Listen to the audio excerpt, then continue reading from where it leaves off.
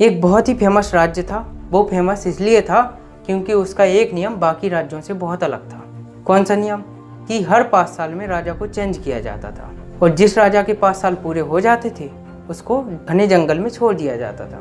कैसा घना जंगल? जहाँ पे शेर, चीता, भालू इत्यादि खूंखार जानवर रहते थे और फिर उसकी जगह पे एक नए व्यक्ति को राजा बना दिया जाता था और जब उस व्यक्ति के 5 साल पूरे हो जाते थे तो उसको घने जंगल में छोड़ दिया जाता था। फिर एक नए व्यक्ति को राजा बना दिया जाता था। इसी तरीके से रूटीन चल रहा था।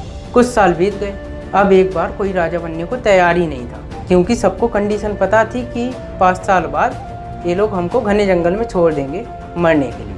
अब कोई राजा बनने को नहीं हुआ तैयार। उसी राज्य में एक बहुत ही विद्वान व्यक्ति रहता था तो सभी लोग उनके पास गए और बोले कि आप ही राजा बन जाइए, आप बहुत विद्वान हैं, अगर आप राजा बनेंगे तो राज्य का विकास होगा और हमें एक राजा भी मिल जाएगा।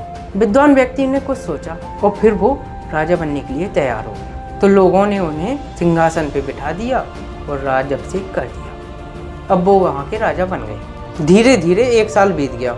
उन्होंने 1 साल में उस राज्य का काफ़ी विकास किया। प्रजा भी बहुत खुश थी। फिर 1 साल बाद उन्होंने मीटिंग बुलाई और सभी लोग उपस्थित हुए। तो वो बोले कि आप मुझे उस जंगल में ले चलिए जहाँ आप किसी राजा को 5 साल कंप्लीट हो जाने पे ले जाते हैं। तो सैनिक उन्हें जंगल में ले गए। वहाँ पे देखा जंगल बहुत घना था। राजा उस जंगल से वापस आए। उन्होंने कुछ प्लानिंग की और वहाँ पे काम करवाना शुरू कर दिया। वनों को धीरे धीरे कटवाना शुरू कर दिया। 1 साल फिर बीत गया, 2 साल हो गए। फिर तीसरे साल की शुरुआत में उन्होंने वहाँ पे घर बनवाना शुरू किया और एक बहुत ही सुंदर महल बनवाया वहाँ। अब तीसरी साल खत्म हो गई।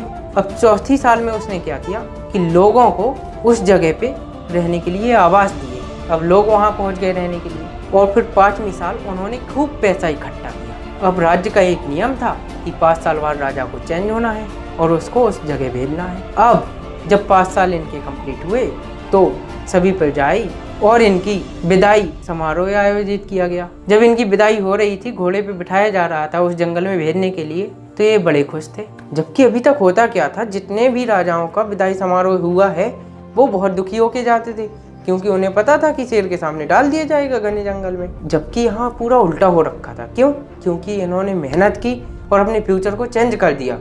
तो आप डिसीजन लीजिए कि आपको किस तरीके का राजा बनना है। उन राजाओं की तरह जो 5 साल तक भोग विलास में लिप्त रहे, अय्याशी करते रहे, अपने फ्यूचर के लिए प्लानिंग नहीं की और जब 5 साल